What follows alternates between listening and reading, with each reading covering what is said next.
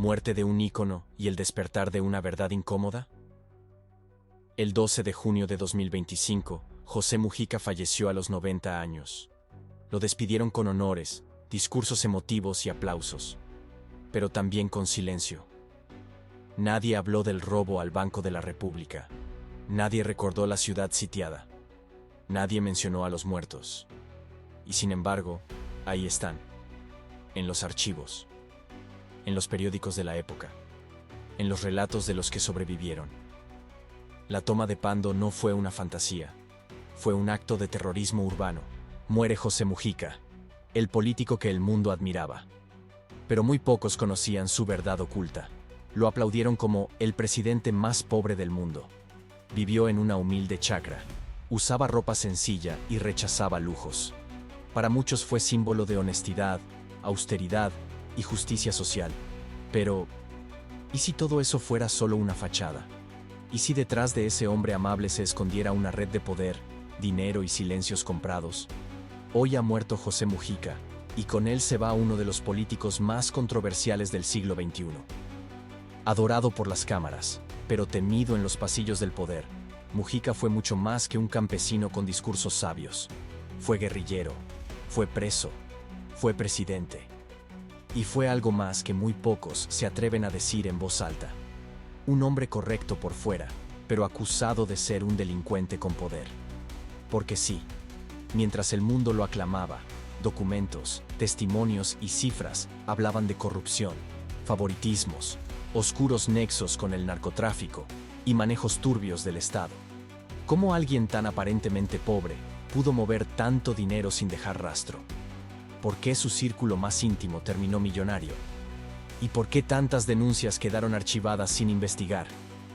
Hoy, mientras su cuerpo es despedido con honores, muchos uruguayos sienten una mezcla de respeto y traición. Porque murió como vivió, con una imagen humilde, pero cargado de secretos. En este video, te revelaré la verdad oculta de José Mujica. La historia que no quieren que sepas. El lado oscuro del presidente que se vendió como un mendigo, pero murió como un héroe. El día más emotivo de mi vida fue cuando me trasladaron de Paso de los Toros a la cárcel, porque ahí me di cuenta que la dictadura se estaba derrumbando. Esto es un poroto, la verdad. Gracias, muchachos.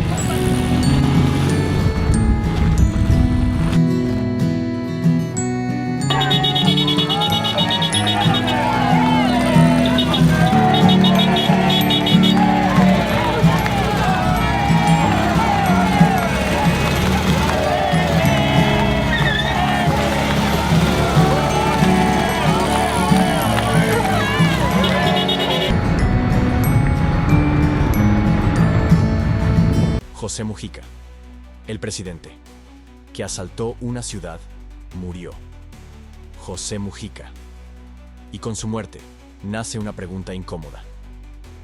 ¿Cómo debe recordarse a un hombre que asaltó una ciudad entera a punta de pistola y terminó siendo presidente de una nación? Durante décadas, el mundo lo admiró como el presidente más pobre del mundo. Un campesino que renunció al palacio presidencial para vivir entre gallinas. Pero muy pocos conocen el pasado oscuro de José Mujica. Porque antes de ser aclamado como símbolo de humildad, lideró una banda de asaltantes armados que secuestraron una ciudad entera.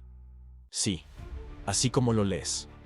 La ciudad de Pando fue tomada por asalto, y entre los responsables estaba José Mujica, un joven decidido a imponer su visión del mundo con sangre y pólvora. El 8 de octubre de 1969. El día que Pando fue tomado. Era una mañana aparentemente tranquila en el municipio de Pando, departamento de Canelones, Uruguay. Pero ese 8 de octubre de 1969 no sería un día cualquiera. Mientras los comerciantes abrían sus tiendas, las madres llevaban a sus hijos a la escuela, y los trabajadores tomaban café antes de comenzar sus jornadas, una operación militar clandestina se ponía en marcha. No eran soldados. No eran policías, eran guerrilleros del Movimiento de Liberación Nacional, Tupamaros. Entre ellos, un joven José Mujica. El plan no era menor: tomar la ciudad por completo, cortar las comunicaciones, distraer a la policía y asaltar el Banco de la República, el más importante del país. Lo hicieron todo con precisión militar. Entraron disfrazados de médicos, profesores, incluso de policías. La ciudad fue sitiada. Las radios quedaron silenciadas. Las fuerzas de seguridad confundidas. Y el banco saqueado. José Mujica, el presidente, que asaltó una ciudad, murió. José Mujica. Y con su muerte, nace una pregunta incómoda. ¿Cómo debe recordarse a un hombre que asaltó una ciudad entera a punta de pistola y terminó siendo presidente de una nación? Durante décadas, el mundo lo admiró como el presidente más pobre del mundo. Un campesino que renunció al palacio presidencial para vivir entre gallinas. Pero muy pocos conocen el pasado oscuro de José Mujica. Porque antes de ser aclamado como símbolo de humildad, lideró una banda de asaltantes armados que secuestraron una ciudad entera. Sí, así como lo lees.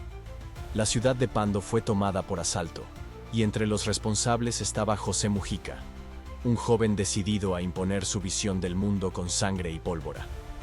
El 8 de octubre de 1969, el día que Pando fue tomado. Era una mañana aparentemente tranquila en el municipio de Pando, departamento de Canelones, Uruguay. Pero ese 8 de octubre de 1969 no sería un día cualquiera. Mientras los comerciantes abrían sus tiendas, las madres llevaban a sus hijos a la escuela, y los trabajadores tomaban café antes de comenzar sus jornadas. Una operación militar clandestina se ponía en marcha. No eran soldados, no eran policías.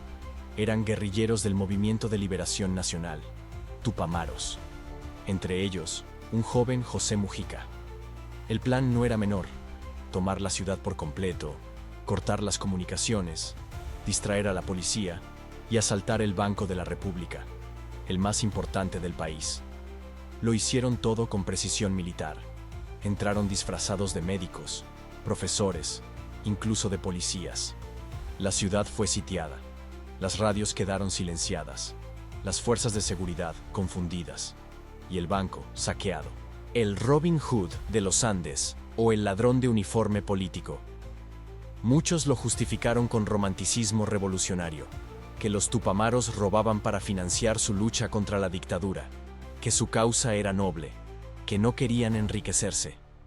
Pero la realidad es mucho más cruda. Aquella toma dejó heridos, muertos, y una ciudad traumatizada. Y Mujica no era un observador casual. Era parte activa. Disparó. Participó. Fue parte de una organización que aplicó el terrorismo como método.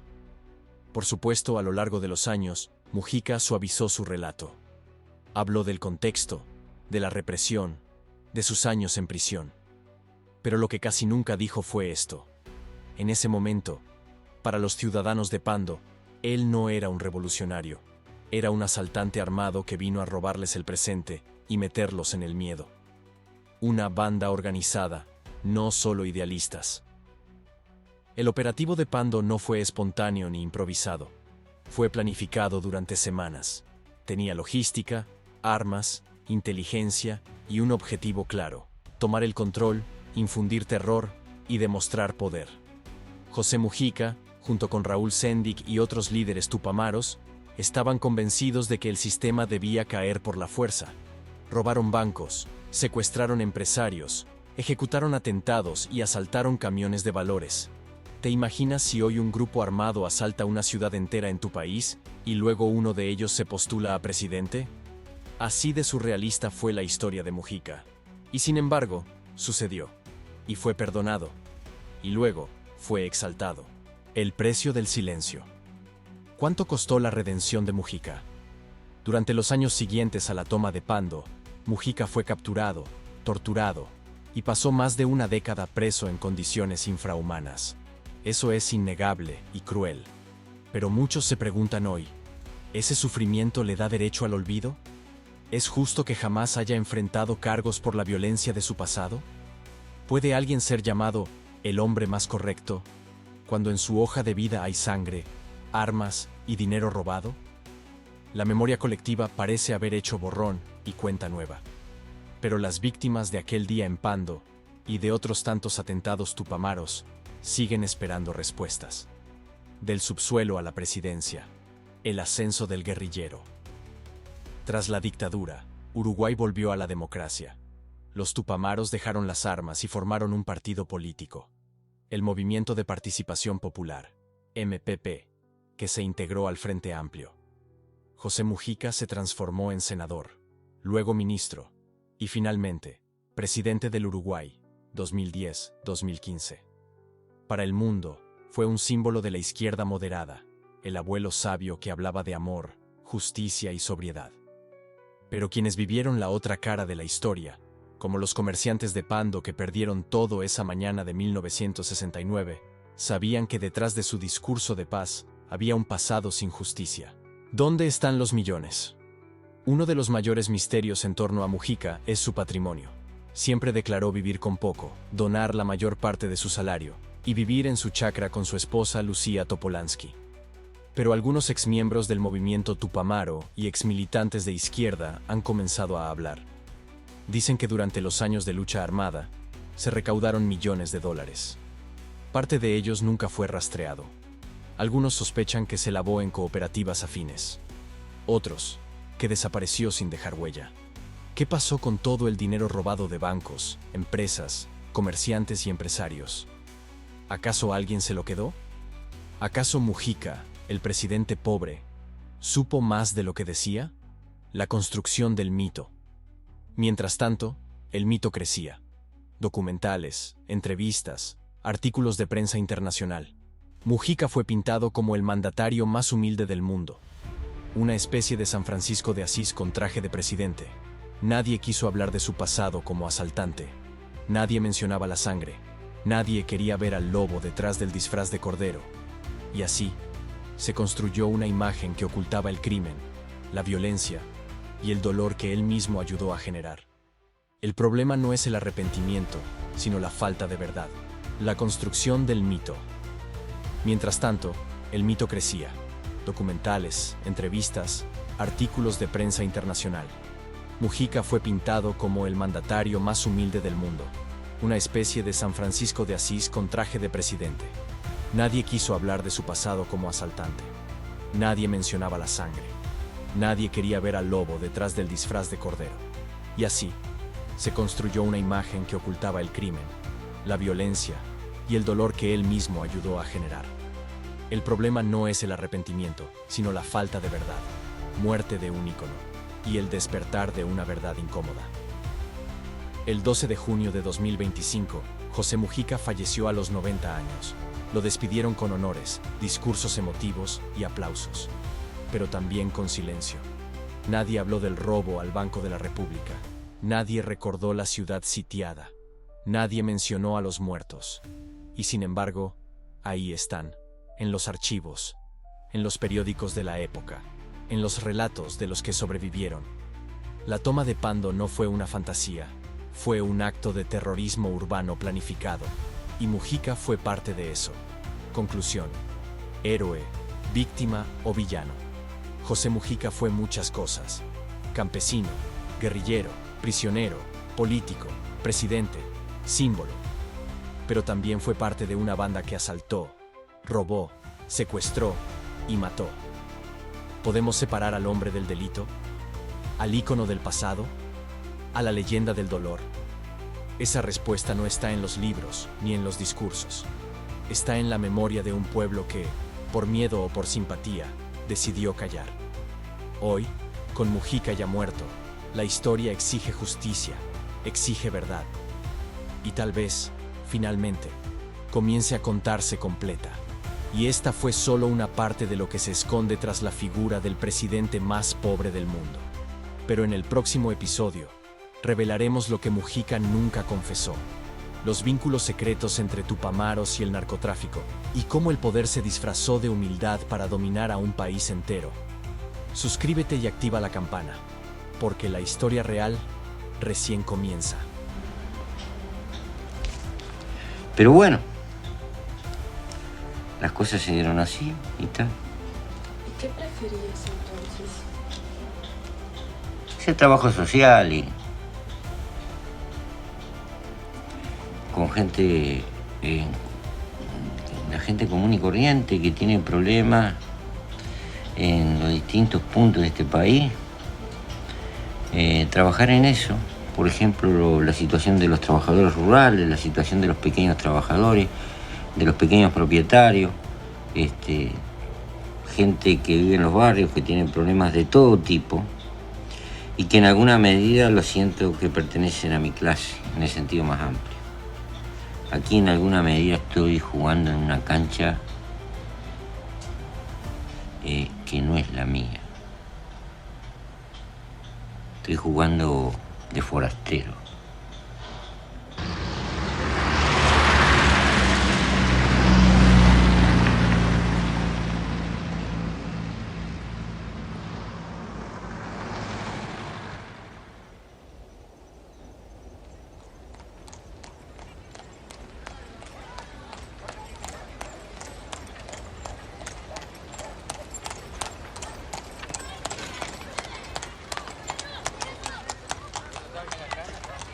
Y yo era muy joven, fue hace 30 años, ¿no? Y nosotros hicimos un pedido a Manzanares, porque era la fecha de las fiestas, y vino el camión de Manzanares. Allí, donde ella dice, en la calle Timbúes. Ahora cambió mucho, porque yo estuve en aquella esquina y está todo cambiado. Y bueno, lo apretamos. Éramos unos cuantos muchachos jóvenes. Y nosotros teníamos miedo que los vecinos no vinieran a buscar, pero no, en menos de 5 minutos o 10 minutos... Se llevaron todo. No quedó nada en el camión. Sí, es verdad. Y bueno, era una ayuda. Toda la gente iba, porque había mucha necesidad en ese tiempo, como hay ahora.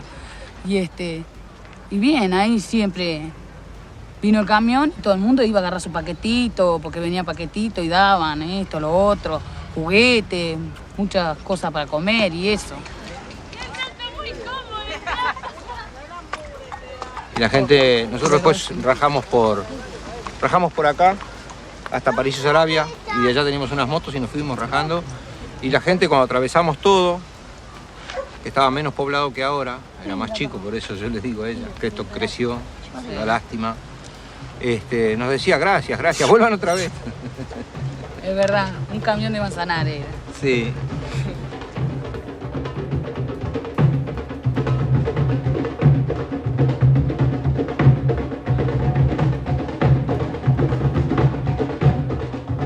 Yo me incorporé primero, porque soy 10 minutos más vieja. Nací 10 minutos antes.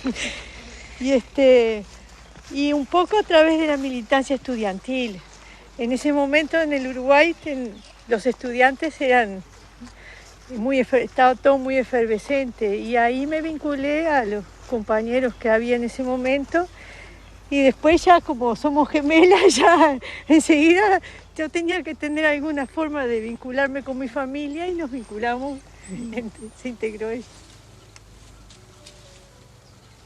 La primera tarea que me tocó a mí de falsificar documentación, que era muy buena la falsificación, la verdad que siempre supo engañar al enemigo. Se reprodujeron todos los documentos de uso nacional, la cédula de identidad, el pasaporte, documentos de libreta de conducir, de sociedades médicas, de club deportivo, porque cuando te piden documentos, si tú abres un portadocumentos, si tenés varios documentos, la persona piensa, no, esto todo falsificado es demasiado. Nosotros en aquellos años, por la década del 60, precisábamos muchos vehículos y preferentemente utilizábamos Volkswagen, escarabajos y también camionetas, Folky, esencialmente porque en primer término las levantábamos de los lugares de estacionamiento que había en las calles, eran muy comunes. Los compañeros que exploraron y trabajaron en el interior, por ejemplo, tenían que resolver el problema de los abastecimientos de comida para grupos guerrilleros poco numerosos que se movieran en ese lugar tan solitario, ¿no? En un país donde hay vacas Entonces el problema de la carne es el problema de la conservación de la carne. Los acomodábamos, le cambiábamos un poco, le retocábamos la pintura. Algunos de ellos le cambiábamos la numeración, le hacíamos libreta y los volvíamos a una especie de legalidad hasta que convenientemente los utilizábamos. A algunos se le ocurrió algún día la idea de que, bien, nosotros podíamos cazar vacas, comer lo que necesitáramos en el momento y cómo conservar después el resto de la carne sin que se descompusiera para que el grupo guerrillero tuviera autonomía. E inventaron la posibilidad, o se les ocurrió la idea, la posibilidad de pasar la carne de esa vaca por una máquina de picar carne y fabricar chorizos, ¿no? Fabricar embutidos en la guerrilla. Habíamos hecho una pequeña herramienta que encajaba justo atrás de la llave y enseguida quedaba en contacto. Pero compraron una pequeña máquina de cocina familiar, chiquitita, ¿no? En la que pusieron ahí, era una manija, pum. Aquí se ponía la carne, por aquí salía la carne triturada, luego aquí íbamos a pasar una vaca por aquí. Sabemos que, enterado de ello, alguna agencia de publicidad alemana de la época se utilizaba en Europa como elemento de propaganda, recomendando las bondades que los tupamaros acá en Uruguay lo preferíamos como marca. Pero convencido de que la lucha tenía que ser posible de cualquier modo, les decía, bueno, aunque ustedes no lo crean, por esta pequeña maquinita, cuando lancemos la lucha armada van a pasar muchas cabezas de ganado, miles de cabezas de ganado. Después, por el hecho de preferir tanto el Volkswagen, tuvimos que cambiar de marca, porque eso nos empezaba a identificar y ser más versátiles. Pero cumplieron toda una época.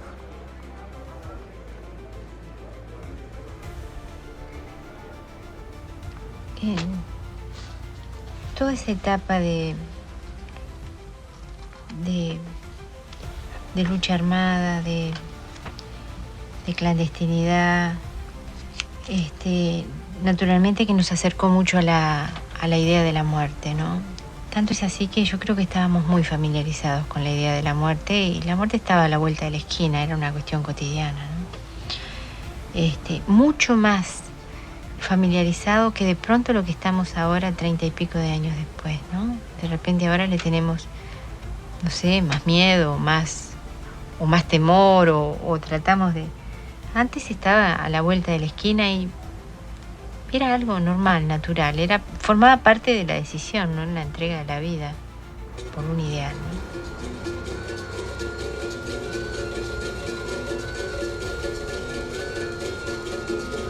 Zwischen 1968 und 1971 verübten die Tupamaros 23 Waffen- und Sprengstoffdiebstähle und 105 Anschläge gegen Einrichtungen der USA, der Polizei, der Militärs. Im selben Zeitraum erbeuteten sie bei 74 Überfällen auf Banken und Spielcasinos 10 Millionen $. Im Februar 1969, nach dem Einbruch in eine Finanzierungsgesellschaft, deckten sie anhand der erbeuteten Kassenbücher illegale Transaktionen auf, was eine Regierungskrise auslöste. Im Oktober des gleichen Jahres überfielen 49 bewaffnete Tupamaros als Trauerzug getarnt eine ganze Stadt. Sie besetzten Polizeistation, Feuerwehr, 4 Banken. Kurz darauf erbeuteten sie den Plan des Kanalisationsnetzes von Montevideo, um die Verhafteten aus den Gefängnissen zu befreien. Einen Monat später Entführung des Hauptaktionärs einer konservativen Zeitung. Gegen Lösegeldzahlungen für den Bau einer Poliklinik und einer Schule im Armenviertel wurde er freigelassen. April 1970, Erschießung des für Folterung zuständigen Polizeiinspektors auf offener Straße. Ein Jahr später, aus der Illegalität heraus unterstützte die Bewegung der nationalen Befreiung das linke Wahlbündnis Frente Amplio. Die Tupamaros zählten auf ihrem Höhepunkt 10.000 militante Anhänger.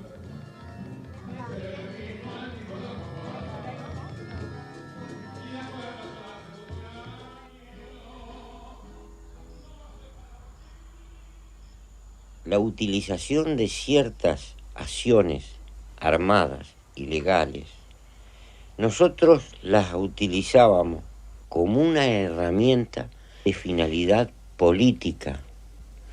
El objetivo inicial no es la destrucción de un eventual enemigo, sino que el objetivo primordial es despertar la conciencia nacional.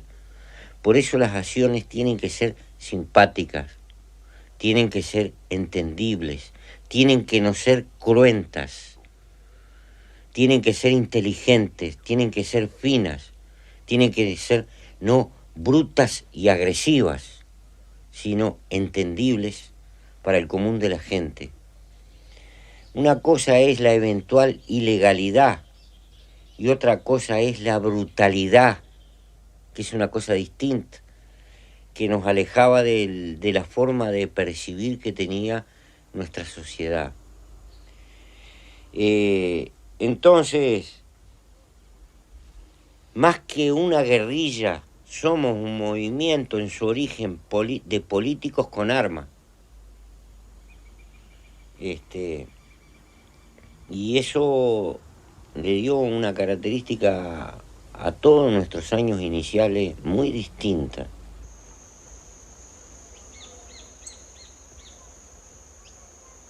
Como los compañeros que estábamos más registrados, la idea era transformarles la cara. Entonces algunos compañeros médicos empezaron a estudiar cirugía plástica, que había muy poco acá en Uruguay, porque no era que fueran malos médicos, eran muy buenos médicos, pero no sabían eso.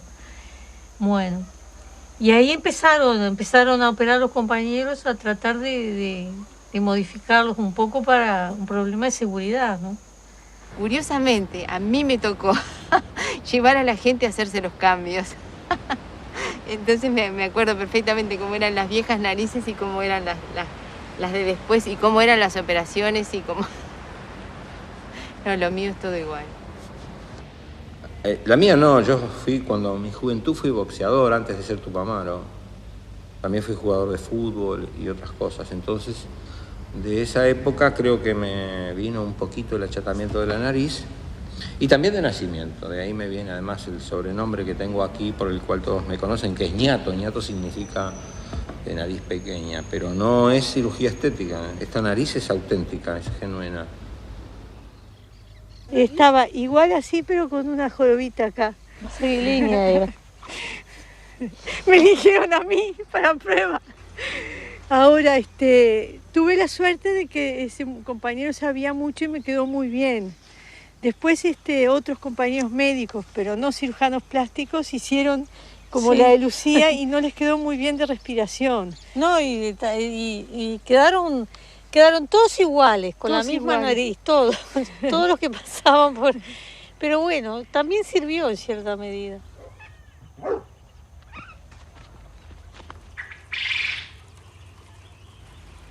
Nos conocimos en el MLN, en la militancia. Así, yo qué sé. A vuelta, en la organización la militancia era compartimentada en esos años de clandestinidad, ¿no? Y a veces te encontrabas y a veces te desencontrabas. Bueno, y dio la casualidad que nos encontramos en un momento que ninguno de los dos teníamos pareja y nos hicimos pareja. No tiene mucha complicación. ¿Y estaban en la misma columna? En ese momento sí. Él era el responsable político mío. Militar y político, digo. ¿Y cuándo fue? Él fue en el año 72. En el 72, sí. ¿Y había un momento, una acción donde había los dos? Yo creo que nunca, ¿no? No, solo aquel auto que vos levantaste para la General Leche. Ah, sí. Nosotros, lo que pasa es que los grupos de acción operaban con un núcleo, vamos a decir, estable, y cuando precisaban refuerzo venía otra gente. Entonces, una vez el grupo en el que yo estaba precisaba un apoyo y él estuvo en una parte de la cosa. Y yo estuve en una parte de Pándola, de levantar los autos. Pero siempre así. Y después, cuando la fuga de la cárcel, yo estaba en la acción y él era fugado. Ahí estuvimos más coordinados. Yo venía de afuera y él de adentro. Esa es la acción más linda que hicimos, que yo participé, va. La fuga. Voy a empezar a llamar allí al local a eso del mediodía para ver si vino este asunto. ¿Está? Chao.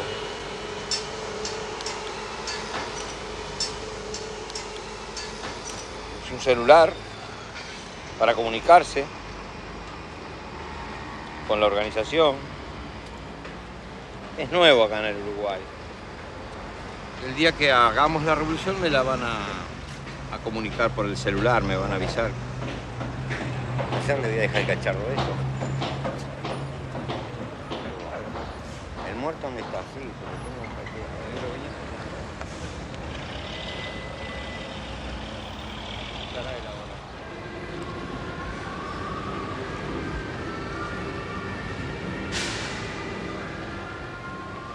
Y los muros seguían ahí, ¿no? Los muros para allá y para allá. Dejaron solo eso, estaban los portones. Allá por donde está la puerta aquella de vidrio sería el centro 1, ¿no? Sí. ¿Eh? Sí. Aquí. Ese portón. Ese portón, los muros continuaban así, lateralmente.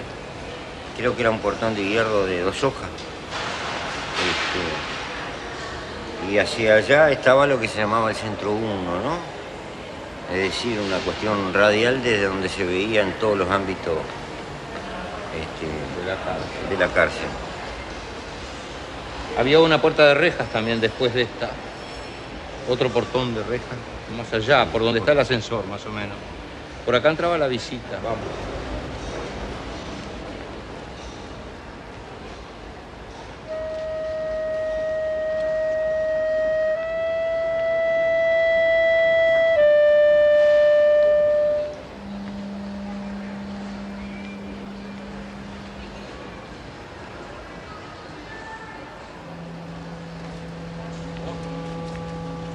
Aquí sí que estamos por donde más o menos estábamos presos nosotros, ¿no? Sí. La parte de arriba de la cárcel. Acá existía toda una cosa del hambre. Estamos entrando en una de las zonas más sórdidas del Uruguay, ¿no? De hace unos años. Ahora lo han transformado porque el capitalismo es maravilloso. Ha logrado transformar un lugar que fue de gran dolor y miseria en esta cosa tan refinada que parece europea, ¿no? Que es otro mundo. Bueno, por allí vamos a ubicarnos. Allí era el centro 1, el centro de vigilancia número 1, y las celdas iban para allá. El túnel se cavó por allá. Vamos a ver si lo encontramos.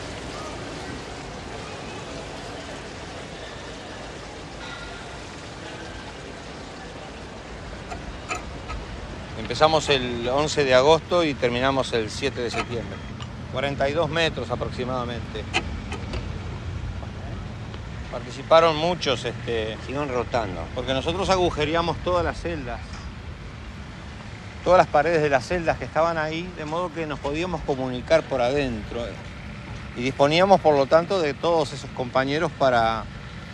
Luego agujereamos los pisos y los techos de las celdas hacia abajo, y aquí abajo comenzamos el túnel, aproximadamente ahí donde están esas cuerdas colgando, ¿no? Habíamos vaciado prácticamente todas estas celdas, todo esta ala. 111 compañeros que estaban recluidos ahí. Pero el túnel desembocó en el living de esa casita que está ahí, pasando por debajo de los cimientos del muro y por debajo de la calle. Esa casa pasábamos por un patio a la otra casa que da a la otra calle, que fue por la cual hicimos la evacuación.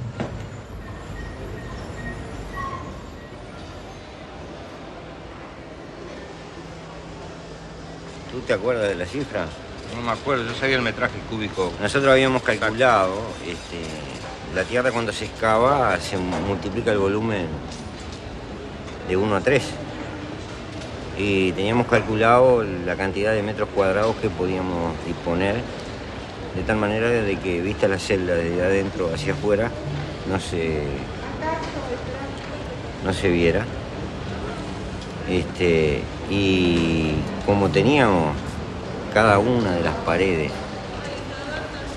con una abertura que habíamos hecho, serruchando las paredes, ahí aprendemos que las paredes se serruchan como si fuera un madero. Sacábamos un bloque completo y por ahí íbamos pasando la tierra en bolsita, la comprimíamos abajo de las cuchetas y al final llegamos casi al límite de toda capacidad. Teníamos tierra por todos lados.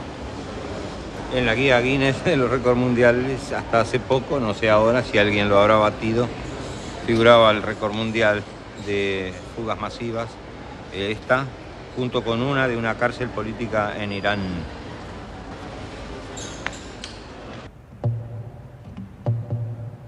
Zwischen 1967 und 1972 verwandelte sich Uruguay unter der verfassungsmäßigen Regierung in einen Polizeistaat. Der Präsident hatte die Grundrechte außer Kraft gesetzt. Linke Organisationen, kritische Zeitungen und sämtliche Synonyme für das Wort Guerrillero wurden per Dekret verboten. Hausdurchsuchungen und Verhaftungen wurden ohne richterliche Genehmigung durchgeführt. Es galt Versammlungsverbot. Nach einem 2000 Tage dauernden Ausnahmezustand wurde 1972 der innere Kriegszustand erklärt. Wer der Subversion verdächtigt wurde, kam vors Militärgericht.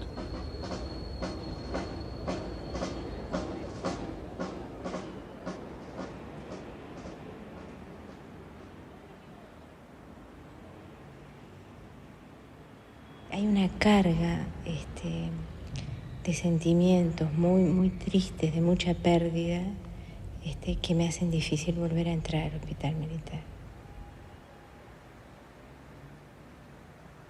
Sigue siendo como una boca de lobo, porque es el terreno de ellos. Ahora no estamos en guerra, pero los actores de aquel entonces todavía estamos vivos, ¿no? De un lado y de otro. Y la última sala era la sala 8, a la izquierda. Ahí pasé varios meses y llegaba gente herida todos los días. Si ellos querían que viviera, lo llevaban para ese hospital. En el tiempo en que nació mi hija, estaba allí internado. Había muchos compañeros, ¿no? Eran compañeros que estaban heridos en acción, en el momento del apresamiento, o torturados, ¿no? Y después de enfermedades normales que se fueron dando a lo largo de los años por el desgaste natural de la vida carcelaria. Ese fue el último periodo. Yo entré en una especie de manía persecutoria y me aparecía un dolor, como un fuego, como un calor en los oídos. Y me imaginaba que habían puesto un aparato electrónico para controlarme, incluso en el campo del pensamiento. Y viví un periodo de cerca de 2 años muy difícil, donde en los momentos que estaba más lúcido me daba cuenta que corría peligro de destruirme.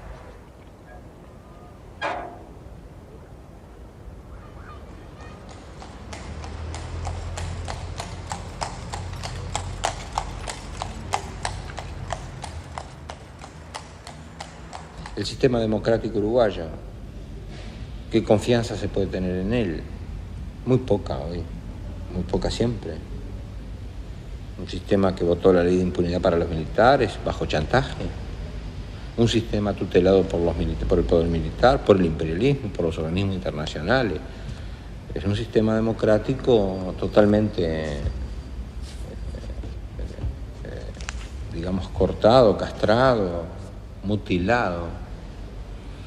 Por lo tanto, en el que no se puede tener mucha confianza. En cualquier momento él se derrumba, en cualquier momento él puede cometer cualquier arbitrariedad también, como lo ha hecho antes.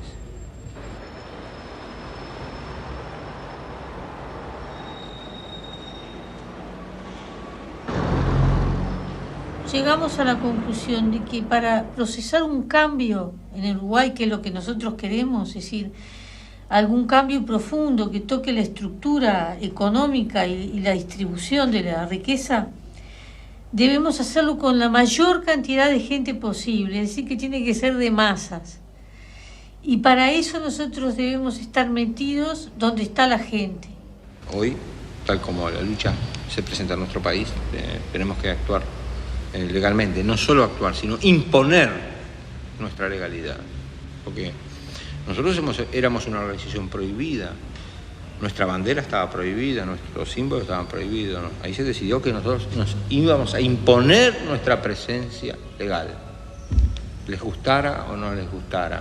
Íbamos a comenzar a hacer actos públicos, íbamos a abrir locales como este, así a la luz pública, y que íbamos a pelear por eso, por estar instalados en el país. Y lo logramos, pero nos dio trabajo, no creas que fue fácil. Dio mucho trabajo, meses y meses de militancia de los compañeros para decir, los tupamaros estamos aquí, y de aquí no nos van a mover. Por eso nosotros peleamos para estar en el Frente Amplio, estamos dentro de la Central Obrera, tenemos gente del movimiento estudiantil en los lugares de lucha social, es decir, allí donde haya algo organizado tratamos de estar. Cuando nos incorporamos a la lucha legal, nosotros también nos incorporamos al apoyo político y hasta electoral del Frente Amplio, que aglutina a toda la izquierda del Uruguay, y triunfamos. Hemos venido cada vez teniendo más votos y hemos llegado a ser el gobierno. En este lugar donde estamos ahora, el gobierno somos nosotros, paradojalmente, de la ciudad, ¿no? Por lo tanto, somos gobierno también de esos lugares que antiguamente nosotros asaltábamos. Mañana podemos ser gobierno del Uruguay. Nosotros corremos el riesgo de ser el gobierno del Uruguay. Las elecciones pasadas, en 1994, no llegamos a ser gobierno por muy pocos votos.